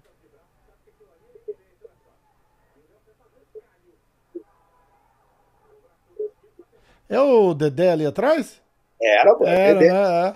O Atala ali de fotógrafo. Então, eu tô vendo, eu falei, caraca. O Magrão, o irmão do Fábio, que era o meu professor ali que ficava ali comigo, o Jacaré estava em Atlanta.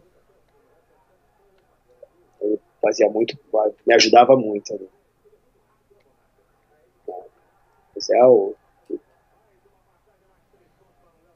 Mas passei de novo. Mas aí fica, o ponto, ele acaba fica largo, assim, em questão. Relevante, né? Mas mas você vê que eu, em momento nenhum, eu paro para poder segurar, mesmo estando à frente de ponto, mesmo sofrendo risco de sofrer pontuação, finalização, eu tô o tempo inteiro indo para cima, pontuando. Mas essa era uma busca minha, né? E também era muito uma qualidade, era muito uma qualidade dos atletas daquela época também. Você quer que adianta ou deixa rolar? Pode adiantar, aquela luta vai ficar assim, Tem 14, 13 minutos. Eu vou botar no minuto 10, exatamente. Aí a gente fala os 3 últimos, tá? certo. Vamos lá. Porque a luta fica nisso, de passa, repõe, aí passa, eu tento montar, pegar, ele escapa, entendeu? Mas ela fica bem nisso, entendeu? Vou para um lado, vou para o outro, queria achar uma maneira de poder finalizar. Mas, como eu falei, ele mostrou uma resiliência ali de lidar com essa situação e muito bem condicionado também, porque... Pô, você olha 10 minutos depois, parece que começou agora a luta, né? Aí ele me raspou e a luta não para, mano. E essa luta, eu não sei se ela é editada, se tem corte, eu não sei realmente... Isso aí foi cãibra, ó. Ó a cãibra no Shaolin, ó. Hoje em dia tinha parado, ó, deu cãibra. Ah, e parava com cãibra? Naquela época eu acho que parava. Caraca. Parece que é eu que tenho alguma coisa, mas eu tô falando pro meu técnico. Ele falou, parou por quê? Eu falei, deu cãibra nele, deu uma esticadinha. Ele já voltou. Naquela época eu fazia tudo, rapaz. Eu não podia xingar a mãe. E a gente tava. E não podia parar, porque a gente não tava nem aí. É que depois o profissionalismo, a proteção ao atleta, né? A cãibra virou uma questão da desidratação, de você cuidar da questão física do atleta. Mas de novo, eu sou o guarda, fazendo guarda. Tá vendo, ó? E algumas coisas bem modernas, entendeu? Isso aí tá bem... É demais, eu tô encantado aqui com a Final, deve estar faltando o quê? Uns 30 segundos e eu tô indo pra cima ainda. Vou raspar. Ó. Sei. Ele tira da montada fazendo supino, meu irmão. Ele é um monstro. Mas essa foi uma luta também que fez com que ele me caçasse em todo o campeonato. Ele botou na cabeça que tinha que me ganhar e eu coloquei na cabeça que eu não ia querer perder, entendeu? Por isso que eu falo que ele foi um dos meus melhores professores, porque me exigia acompanhar, lutar e brigar o tempo inteiro com ele. Eu vi ele esse fim de semana passado de juiz do PFL. Verdade, eu vi também. Muito louco, né? Eu olhei e falei, caralho, é o Shaolin? Eu falei, porra, é o Shaolin.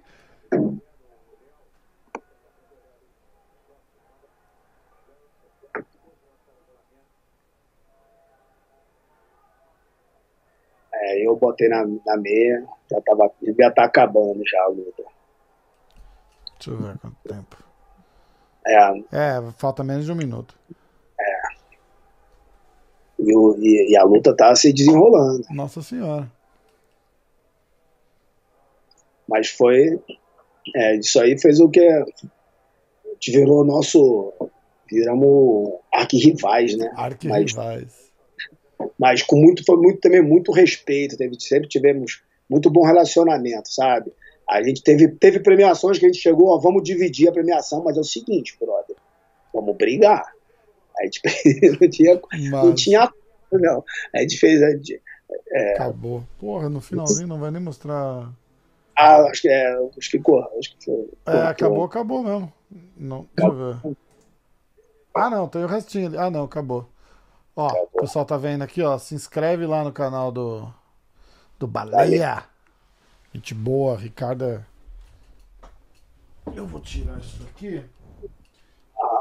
E a gente continua. Essa parada que a gente tava falando de fechar o. Fechar o torneio, né? Que você combina que vai ganhar. De dividir prêmio. Não, que meu filho tá aqui, mexeu na mesa aqui, deu uma tremida aqui. Não. Tá de boa. Mas de dividir o prêmio, você falou fechar. É comum, né? E o pessoal... eu fui descobrindo essas coisas de conversar com vocês e tal. Teve gente... Eu falei com o Carla Sanz e ele falou assim, o pessoal chegou vamos fechar. Eu falei, não, eu não. Aí fica todo mundo olhando feio pra ele. Então, eu acho assim, é muito de atleta para atleta, né? Tipo, eu sempre, como eu falei, eu tenho o livro, meu manual da vida, me faz muito eu pensar no próximo, entendeu? Isso é uma coisa que eu tenho para mim, né? Então eu me coloco muito na posição da outra pessoa. Eu já tive todas as competições que eu lutei que valiam dinheiro, eu sempre, e mesmo não acordando com os atletas, eu sempre dividi e dei dinheiro para alguns deles, entendeu? Eu sempre ajudei, porque eu sabia às vezes da história deles, eu sabia da história às vezes de um deles, eu sempre procurei ajudar, eu sempre me coloquei no pé das pessoas. Eu era uma pessoa que sempre precisei muito de ajuda, então quando eu comecei a ter alguma coisa, eu também queria poder dar de volta, né? Então essa era daqueles códigos que eu te falei. Então, com o Shaolin, eu tive alguns momentos de lutas que a gente falou, ó, vamos dividir, vamos. Mas em momento nenhum a gente fez marmelada. Ah, com certeza. Não, ninguém nunca nem sugere isso, né? É mais eu acho que é uma coisa legal que tipo, o melhor exemplo, você e o Shaolin, por exemplo, né? Que arquirrivais se pega na porrada, mas rola uma camaradagem, né? E isso é uma coisa que só o jiu-jitsu tem, né? Entendeu? Então, exatamente, acho que é bem típico do jiu-jitsu. Então a gente teve várias competições, mas a gente tinha muito respeito pelo outro, mas era um querendo matar o outro, normal, entendeu? O tatame entendeu? Gente, se eu vou olhar as entrevistas, eu sempre falei muito bem dele, sempre falou muito bem de mim. A gente tem umas promessas aí de lutar mais ainda hoje em dia, a gente vamos fazer umas lutas, vamos fazer as lutas, não tem problema, a gente luta de novo. Mas a gente sempre teve muito respeito um pelo outro, é o nosso trabalho também divulgar e poder lutar. Mas a questão, hoje em dia tem-se bolsa para todo mundo, hoje em dia é tudo bem mais pago, entendeu? Então, acredito que não precisa ter tanto esse recurso, mas naquela época era tudo muito escasso, eram poucas competições, e eram muito mínimas essas competições que pagavam, então entendeu? Eu sei que pessoas, não eram todos que dividiam, outras pessoas não queriam fazer isso, entendeu? Mesmo quando tinham propostas, mas eu nunca fui pedir, mas eu sempre me propus a poder ajudar quem precisava. É muito legal isso, é muito legal. Eu falo que essa camaradagem no jiu-jitsu a gente vê até da galera do jiu-jitsu que migra pro MMA, né, cara? Uma relação diferente, sabe perder melhor, tem um monte de coisa assim, né? Eu tava falando com a Mackenzie, semana passada, inclusive, e eu tava falando um pouco dessa parada de como que quem vem do jiu-jitsu de alto nível de competição, assim, lida melhor com um monte de coisa, né? Com derrota e tal. Que ela falou, cara, eu perdi uma luta lá, porra, quantas vezes eu já não perdi na vida, que usa como energia pra voltar e ganhar na próxima. Ele falou, já aconteceu de eu perder no mesmo dia e ser campeão no mesmo dia, entendeu? Tipo, você usa aquela derrota como uma coisa tipo, nossa, não acredito, que bosta, não sei o que, acaba. E isso é uma coisa que literalmente, acho que só o jiu-jitsu tem, quem competiu em alto nível, né? De saber lidar bem com essas situações reversas e tal, com a adversidade, né? Dinâmica do jiu-jitsu diária, e é isso que eu passo desde as minhas crianças, para os pais deles, é uma dinâmica diária de você lidar com vitória e derrota. Todo treino você ganha e você perde, todo treino você tem momentos de alegria e de frustração. Sim. Então você está nesse ambiente de tomar decisão e pagar consequências das suas decisões, e você lidar com esse ego e bater e ganhar e perder para um cara que é maior, perder para um cara que é menor, entendeu? Então, tipo, o dia inteiro você está à mercê disso. Então ela é uma ferramenta enorme de vida, de controle emocional, entendeu? Nem todos percebem, então muitos vão fazer aí cursos de controle emocional, não sei o quê, ou leituras, vão procurar em outras coisas, mas o jiu-jitsu é uma prática desse controle emocional, uma prática dessa dinâmica de você lidar com as suas emoções. É, muito legal isso. Escuta, vamos falar só uma pontinha da parada do Bochecha. Tá uma novela pra arrumar uma luta pro homem ali, né, cara? Puta que pariu. A gente foi o primeiro podcast, a gente vai da expectativa, né? Cara, que massa, vai estrear, que não sei o quê. Você tem planos de estar no corner dele, né, pra pra luta dele de MMA? Mudou isso, não? Não mudou. Agora a gente só precisa conseguir arrumar a luta, né? Precisa fazer com que a luta aconteça, né? Caraca, bicho. Mas ele tem se dedicado, tem treinado, tá focado, apesar de ter tido as lutas que caíram, então, tipo, ele vem de um camp, aí vem de um camp. Aí é bom também lidar, então, peraí, então vamos, já cancelou duas, você fez vamos fazer um camp longo, porque esse camp longo também atrapalha. Então ele tá muito bem assessorado pelo manager dele, o Ali, também muito bem assessorado pelos amigos e atletas e professores lá no Top Team, sim, entendeu? Sim. A gente se conversa bastante, então ele está bem assessorado nessa questão de não querer nem adiantar, entendeu? A luta, mas também de escolher, de saber aguardar, e às vezes você fica à mercê de ter que realmente esperar e não tem acordo, né? Exatamente. Você nunca teve essa coceirinha de ir pro MMA?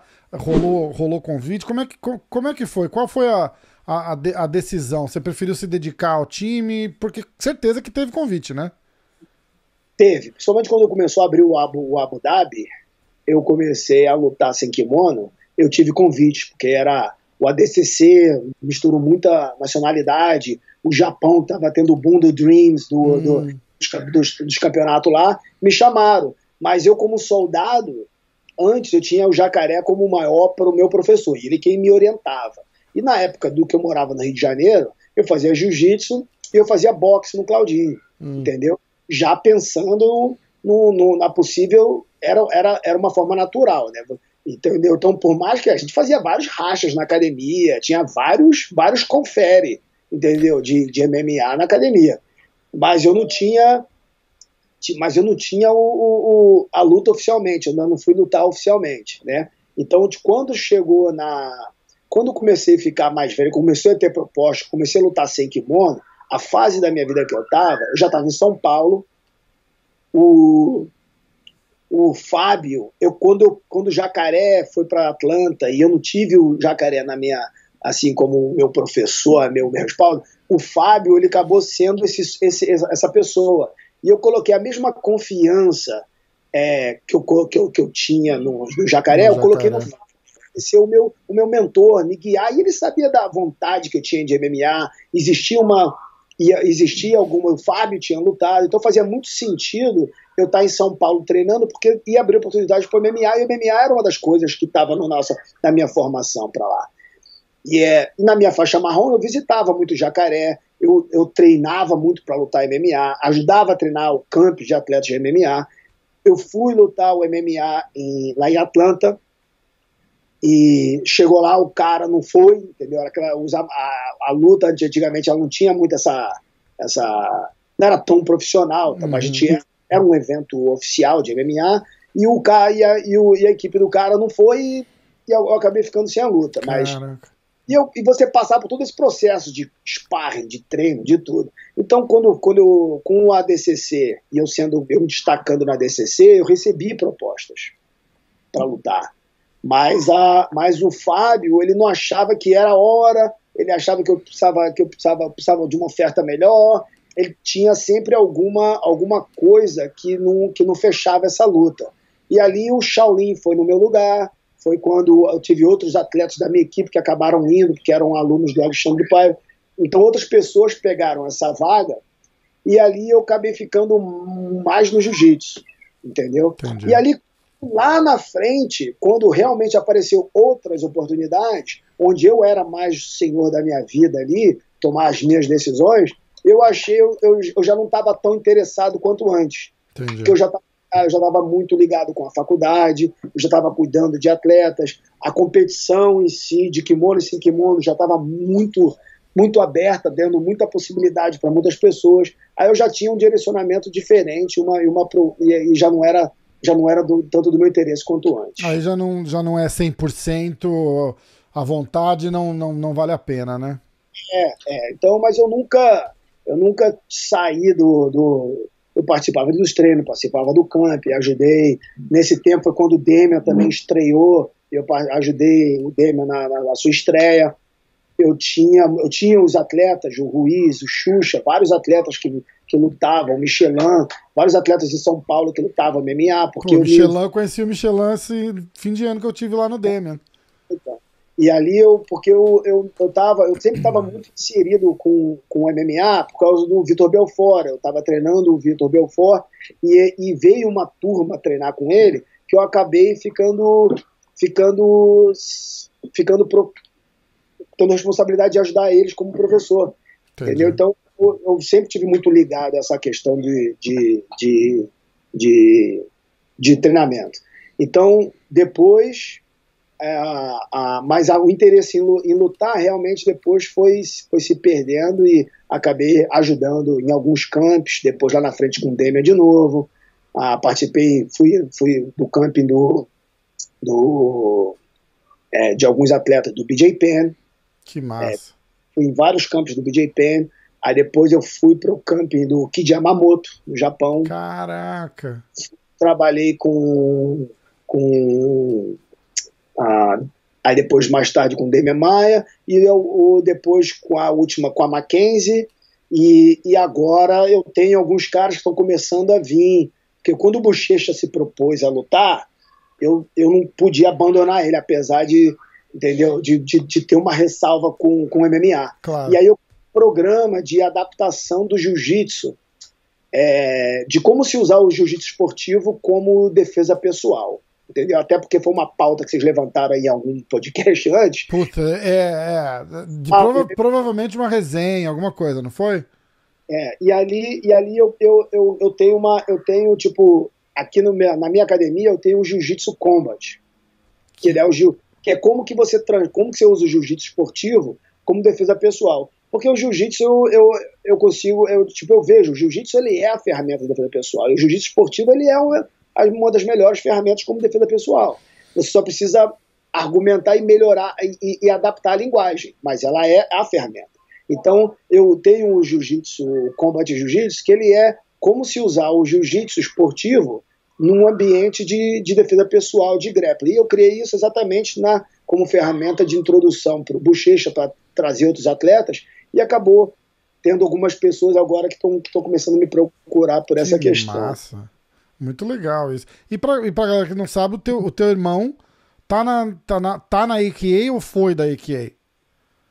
Então, ele foi da AKA, como head por muito tempo, e hoje ele tem a academia dele, mas ele tem atletas que treinam com ele, que é o Khabib, é o Daniel Cormier, que é o Cain Velasquez. Muitos deles se aposentaram, mas muitos deles, quando lutam... É muito louco, os 3 se aposentaram, né?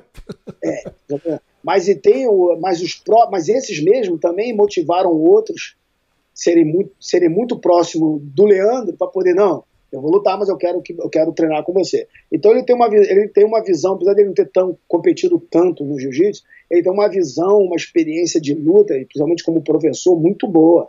E ele teve uma visão de como adaptar o jiu-jitsu para o wrestling ou para o striking dentro de um ground and pound, dentro de um controle de luta, que fez com que os caras tivessem um sucesso enorme. Você vê os atletas dele finalizando. A última luta do Khabib, então, foi um show de jiu-jitsu. Um show de jiu-jitsu melhor do que vários atletas com background de jiu-jitsu. E eu sei que treino não se comenta, né? Mas eu tava no Renzo uma vez e eu vi e coincidiu do Khabib chegar. Era semana de luta, ele não ia nem fazer um treino pesado, nada.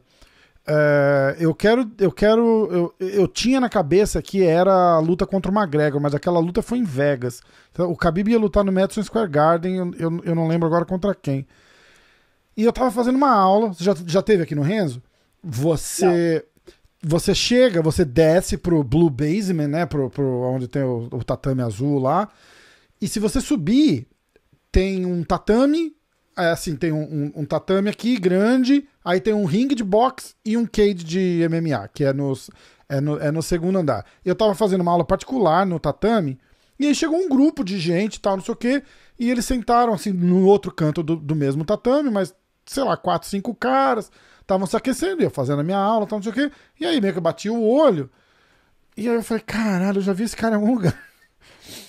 E aí acabou a minha aula, eu tô sentado ali e meio que olhando, né? Os caras tudo com roupa do UFC e não sei o quê. Aí eu falei, acho que era o Robicinho, eu falei, bicho, quem que era? Ele falou, porra, é o Khabib.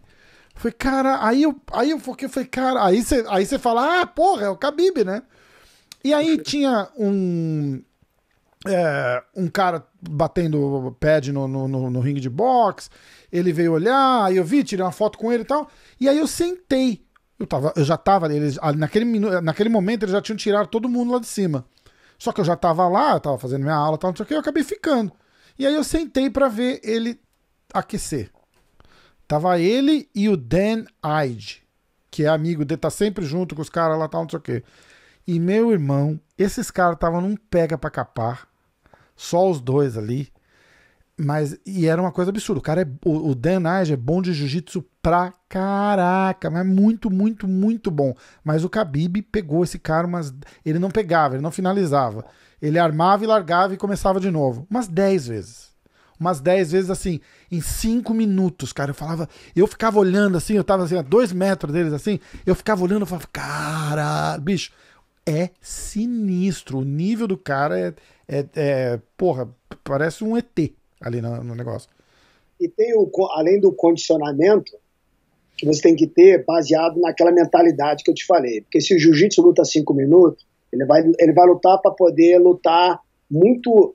3/4 da luta ele vai lutar num contra-ataque, numa defensiva. 1/3 da luta ele vai lutar de ataque. Então ele vai lutar muito mais na defensiva em 5 minutos. Então ele vai lutar 2 minutos e amarrar o restante, 3. Uhum. A mentalidade do MMA é o contrário, você tem que estar ofensivo o tempo inteiro. Exato. Entendeu? Então o teu condicionamento para você ser ofensivo durante 5 minutos tem que ser muito bom. Entendeu? Então isso muda a dinâmica da luta quando vai pro jiu-jitsu. Porque você faz 5 minutos de pressão. De pressão total. Muito louco. E ver o controle que esse cara tem de posição, o controle de perna, principalmente, né? Ele fez o jogo dele baseado controlando as pernas ali, com as pernas dele, né? Ele enlaça a perna do... Hã? O meu irmão, ele pode falar com mais prioridade, obviamente, mas o jogo que ele criou para eles é exatamente isso, esse controle de perna, esse controle de meia guarda, esse controle de deixar o cara preso, você está sempre ligado à meia guarda e à exposição das costas, e usar usar esse recurso ligando com finalizações e o strike, né? Então, mas muito, dificulta muito, porque adapta o cara que é wrestler, usa muito bem essas questões. Com certeza, com certeza. Mestrão, acho que eu vou deixar você ir e vamos combinar a hora que sair a luta do Bochecha, a hora que desenrolar a novela, de repente vou falar com ele, de repente a gente faz uma resenha pra falar dessa... Quero trazer você numa dessas resenhas, de repente a gente combina alguma coisa legal, um grupo bacana também, e a gente faz uma. Ia ser uma honra. Tá certo. Vamos lá. Beleza? Tá bom, tá ótimo. Tamo junto aí. Demais. Obrigado pela moral, obrigado. Cuidado com esse computador aí agora. Como é que é? Cuidado com o computador para não... Não, já vou editar e salvar isso aqui hoje. Esse aqui não vai, pelo amor de Deus. Você tá maluco. Se você nunca mais ouvir falar de mim, você sabe que deu alguma coisa errada, que eu não vou ter nem cara de chegar e mandar uma mensagem para explicar, mas preventivamente eu vou fazer esse eu vou editar hoje e já vou deixar... Vai ter que ser ao vivo, vai ter que dar aqueles ao vivo que vai direto por aí. Muito massa. Leozinho, brigadão. Professor, pô, que honra, cara. Muito legal mesmo ter feito isso com você. Obrigado de coração. Obrigado, parabéns aí pelo projeto, pelo sucesso, e fico à espera aí do MMA do Bochecha? Do podcast Subir. Me dá um toque no site da academia, onde é que o pessoal te acha, Instagram, essas paradas pra eu colocar aqui na tela. É o nosso Instagram, que é o @checkmatehq, e o meu Léo Vieira BJJ. Beleza. Então, mais fácil. Aí clica lá, entra lá, tem link pra tudo, né? Vai achar, vai ter. Não é tão difícil mais hoje, né? A galera se vira bem até, né? Tá certo. Obrigadão, tá? Mestrão, obrigado, viu? Fica com Deus, valeu de coração.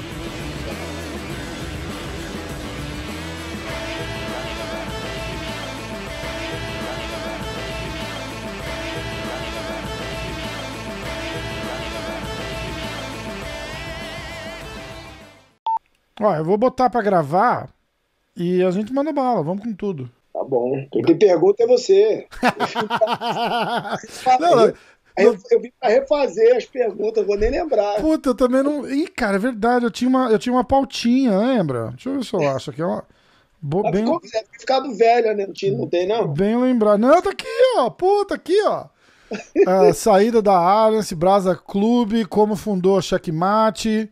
Aí pra você falar da Checkmate, Bochecha, Michele, Lucas Leite, Marcelo Mafra, vinda para os Estados Unidos, por que a Califórnia? Por que a Mackenzie saiu da Checkmate? Diz a lenda que ela trocou porrada com uma menina. Pede para relembrar a luta com o Holler no final do Mundial de 99. Rivalidade com Feitosa e o Shaolin. Eu acho que eu nem cheguei a falar de tudo isso, porque a resenha vai desenvolvendo e a gente, entendeu? Foi embora. É. E as respostas vão ficando longas, né? Uma coisa que a gente não fez, que eu queria, era de repente a gente fazer um breakdown de uma luta sua. Que eu fiz com o Rominha. Não sei se você assistiu algum que eu boto a luta na tela e... Eu já vi. Você viu? A gente podia fazer, né? Rominho, de quem foi, mas eu vi que você joga na tela, vocês vão conversando e assistindo a luta. Isso. Tem uma luta sua que você gosta? Sei lá, cara. Escolhe uma aí, pô. Ué, mas você que é o cara. Não, mas todos eles escolhem. Todos eles escolhem. Eles falam, bota essa luta, porque o cara gosta. Seja lá qual é o... Por exemplo, o Cyborg pegou a luta dele com o Braga Neto, que ele apanha a luta inteira e ganha no finalzinho. As lutas, tem muitas lutas que eu gostaria de ver que eu não tenho acesso, que tá tudo em VHS, né, cara? Não tem. Isso é foda, né? Entendeu? Nem todo. E eu, na época, eu não tinha recurso, né, pra filmar foto. Eu mal tenho fotografia daquela época. Uhum. Então, dependente de... Acho que nem pensa muito nisso também. Tipo, se você tivesse aquele acervo hoje... Isso é engraçado, porque eu ficava à mercê dos meus amigos ricos, que tinha câmera de filmar ou foto. A gente tinha um grupinho de amigos, que a gente ia pra campeonato, e era tudo de uma equipe, outro de outra. Era eu, o Comprido, que era do Jacaré, aí tinha uma outra galera que era do Bolão, tinha um outro que não... Entendeu? Então a gente ia lutar, e a gente era a turma fechada, a gente tava nem aí de que equipe que pertence, a gente era o Castelinho, né? Era a nossa turma, nossa gangue. E a gente ia pros campeonatos e aí tinha os amigos ricos que filmavam, entendeu? E depois a gente ia pra casa deles para assistirem as lutas. Então eu tenho luta filmada, só que eu não tenho acesso, eu tenho uma amizade com esses caras, mas se perdeu, eu acho, entendeu? Foto. Inclusive, esse dia eu tava conversando com um amigo meu, e ele falou, cara, a gente é muito bunda mole mesmo, né, Léo? Cara, a gente se conhece há anos, e eu fui procurar uma foto aqui pra colocar desse tal de Throwback Thursday, TBT, eu não achei uma foto, cara. Eu não uma foto contigo. Mas você sabe o que é engraçado? Eu acho que foto dos nossos grandes amigos mesmo, a gente nunca lembra de tirar. Pois é verdade. E às vezes a gente se encontra hoje em dia, bate papo, fala pra caramba, e depois vai falar, caraca, não bati uma foto. Pois é, exatamente. Mas então, tipo, vão ter várias lutas que eu gostaria de ver que eu não... Eu pus no YouTube aqui, ó. Mas... Eu vou te falar o que aparece, vamos ver. Vai aparecer um monte de coisa. Tá, mas aí a gente escolhe alguma daqui, ó. Marcelo Garcia versus Léo Vieira, o ADCC de 2011. Uhum. O de 2011 você ficou em segundo, né? Fiquei. Tá. Tomei um triângulo aí do Marcelinho no final. Tá, a gente pula essa luta. Mas bati. Não pular, não, pode ver. Mas eu bati nos caras bravos, Calazans, ó. Tá vendo aí? Entendeu? Mas lutei com os caras bravos. Vamos ver. O JT Torres. Então, quando fala rivalidade, né? Tipo, eu Feitosa, eu Shaolin, às vezes já sempre busco uma luta com o Shaolin, né? Porque eram lutas que eram muito de coração, não tinha nada de racionalidade, nada de estratégia, era briga. Entendeu? É foda. Tipo, tem sempre, qualquer luta aí minha com o Shaolin vai ser, cara, não Então tem vamos lá. estratégia nenhuma. Entendeu? A gente esquecia a estratégia e a gente queria era ganhar no jiu-jitsu mesmo, provar que tem jiu-jitsu. É que as lutas, a minha luta com o Shaolin no ADCC foi de 20 minutos, cara. Foi um round de 10, 2 de 5. Tem os highlights, né? E deve ter ela inteira ou em highlight, mas mesmo um highlight de 25 minutos é um highlight longo. Mas Agora, aí a gente pega tipo os 10 últimos, alguma coisa assim. Então, a luta foi o tempo inteiro porrada, cara. Tem a nossa primeira luta. Eu acho que eu consigo, quer ver? Deixa eu dar uma olhada aqui. Tem a nossa primeira luta de faixa preta, tanto minha quanto dele. Mas essa eu acho que foi a que eu perdi. Fiquei em terceiro, perco dele nessa. Essa é chata, que é amarradora. Foi a primeira vez que ele lutou estratégia. Ele até fala numas entrevistas dele. Ele fala que ele, o tempo inteiro, a vida dele inteira, ele nunca teve ninguém que puxava tanto ele. Então ele sempre ganhou de todo mundo só no jiu-jitsu. E ele tentava me ganhar dessa forma. E ele sempre perdia, porque eu era muito mais rápido do que ele. O meu jiu-jitsu é mais rápido que ele. E ele falou que ele teve que usar da estratégia para me ganhar. Ele foi a primeira atleta que ele falou, cara, vou precisar usar de estratégia para ganhar. Caraca. E ele foi desde que ele lutou com essa estratégia. E ele me ganhou. Depois disso a gente lutou, só que não deu. Só que eu já sabia também, né? E você também foi de estratégia. Eu não ia dar mole de novo. Se você colocar... pepperoni pizza. Se você colocar Léo Vieira Shaolin, vai ter uma que vai estar Léo Vieira First Ever Black Belt Jiu-Jitsu. Léo Vieira Shaolin, vamos ver. Então, Léo Vieira First Ever Black Belt. Esse é esse daí. Tá. É a primeira luta de faixa preta minha e dele. Caraca, que massa. Nossa primeira luta de faixa preta. Essa foi a gente nunca tinha lutado antes. E ele sempre ouviu falar de mim. E é do Baleia ainda. O cara é gente boa, ele vai deixar eu publicar numa boa. E ele é bem parceiro. Eu consigo falar com ele se tiver alguma eu fiz um podcast com ele, tudo, o Ricardo. A gente fizemos em português, cara. Muito louco. Mas ele é sensacional. Tá, eu vou deixar no E essa foi aqui. a primeira luta que a gente lutou. Sempre ouvia falar dele, sempre ouvia falar de mim. E a gente nunca tinha batido nas faixas anteriores. Massa. Então, vambora. Vamos começar e a gente encaixa aquela luta lá. Tá certo. 1, 2, 3.